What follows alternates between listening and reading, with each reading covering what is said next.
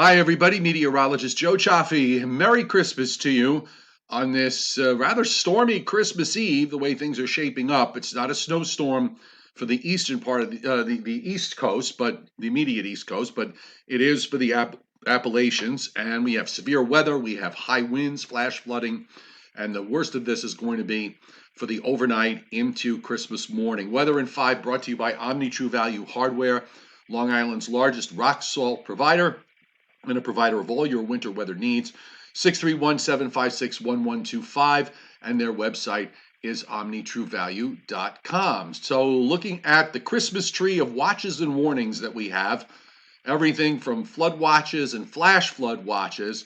The difference being the flood watches really have to do with rising rivers. So the areas that are downstream from the rivers that move through Pennsylvania into Chesapeake Bay and the watershed area, they're going to collect up in Maryland and in northeastern Virginia, which is why we have the flood warnings there. Meanwhile, in the area where we have the flash flood watches up, and you can't see all of them because they actually extend into northwest New Jersey and into the Hudson Valley north of Route 84, as well as in Connecticut north of Route 84 and points northward. That gets superseded by the high wind warnings that are up and the wind advisories. But in the area that we have the flash flood watches up, we are dealing with snow cover that is in the range of 2 to 3 feet from last week's storm. And all of that's going to get melted away and washed away by a 2 to 3 or even some isolated amounts over 3 inches as far as rainfall is concerned. We have winter weather advisories and winter storm warnings from western New York, western Pennsylvania, eastern Ohio, and down through the central and even into the southern Appalachians, as far south as northern Georgia. We have winter weather advisories and winter storm warnings that are up for this area. Particularly pay attention to western North Carolina mountains and in the mountains in southern and western Virginia. They could get hammered with this. And we also have severe weather risk, which is something that we really don't see too often here in December, but particularly because we have an enhanced risk of severe weather throughout a small portion of northeastern North Carolina, South Carolina, and a good chunk of eastern North Carolina into southern Virginia. Enhanced risk of severe weather there. The slight risk area extends further north to the Delmarva Peninsula and further south down into the state in South Carolina. Also, a small area of slight risk in the Florida Panhandle, and the area of marginal risk goes all the way up to central New Jersey, right at about Route 195, which cuts the state, the northern and southern state, pretty much in half, and also a little bit of risk in parts of southeast and south central Pennsylvania. We could still, in reality, I think, wind up with the risk of a severe thunderstorm even as far north as southern New England when this weather system moves on through. And when we take a look at the satellite here, very impressive. It's a deep, sharp trough, which accounts for the, well, let's call it a rectangular shape. You have a pretty straight-edged border on both sides of the bright white cloud cover, and it's like this column of tropical moisture that is surging up the eastern seaboard. And by the way, if you take a look at just the whole scheme of the flow here from the Gulf of Mexico straight on northward, that's all tropical moisture that's being forced up north into northern New England. This is going to be one of those rare instances where as far north as Caribou, Maine is going to wind up seeing rain out of this and temperatures that will climb up to the 50s, perhaps, or certainly the upper 40s and low 50s as far north as northern Maine, and we're seeing 60s surging up the eastern seaboard. You can take a look at the satellite from the perspective of Canada as that moisture continues to funnel northward. And we have a very busy weather pattern going forward because more weather systems continue to come in from the Pacific. Now, this radar is as of just shortly before 2 p.m. Eastern time.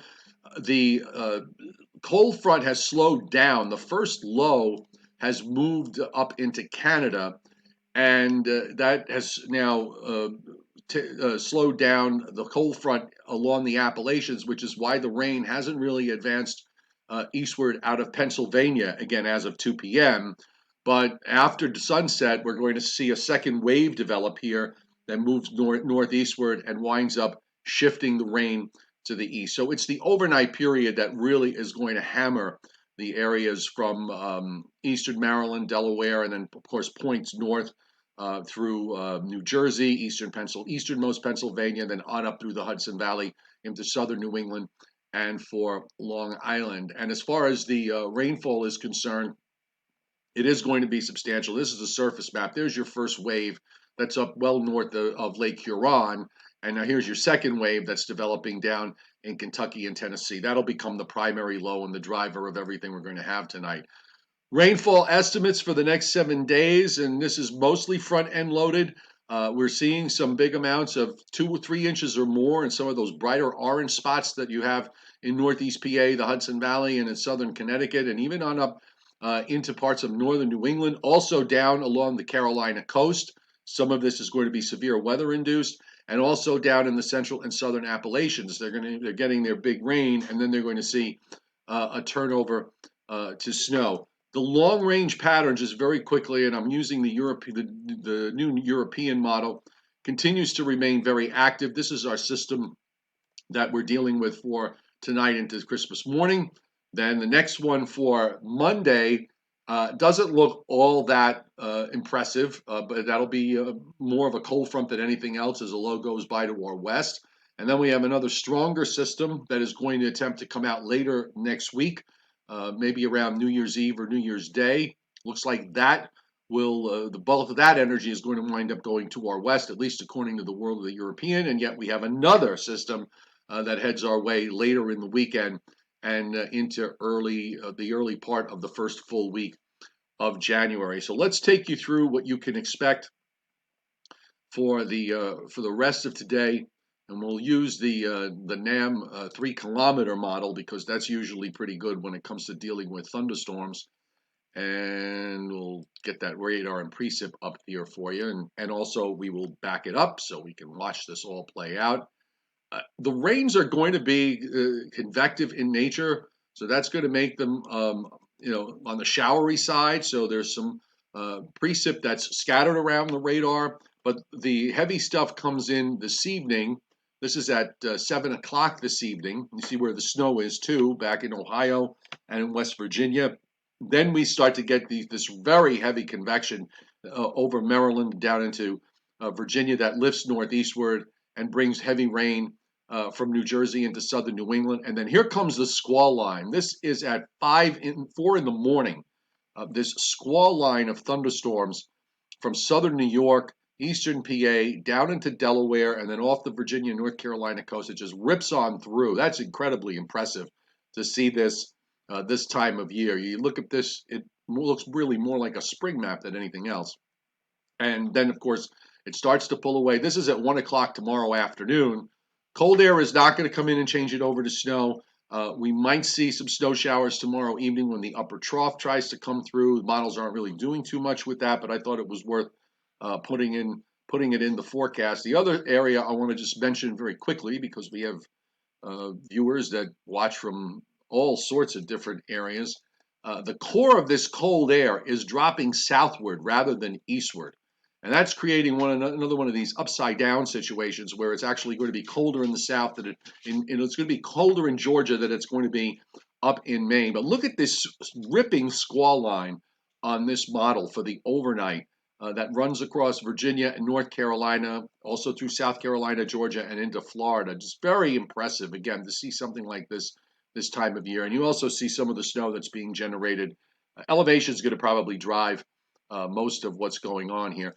The one thing I do want to mention that's important for the areas along the immediate coast where we have high wind warnings up from southernmost New Jersey on northward to New York City, southern parts of the Hudson Valley, Westchester County, all of Long Island, and then you get into southern New England and parts of central New England, either under a wind advisory or a high wind warning. There are going to be gusts of 60 miles an hour or more in the areas where the high wind warning is up.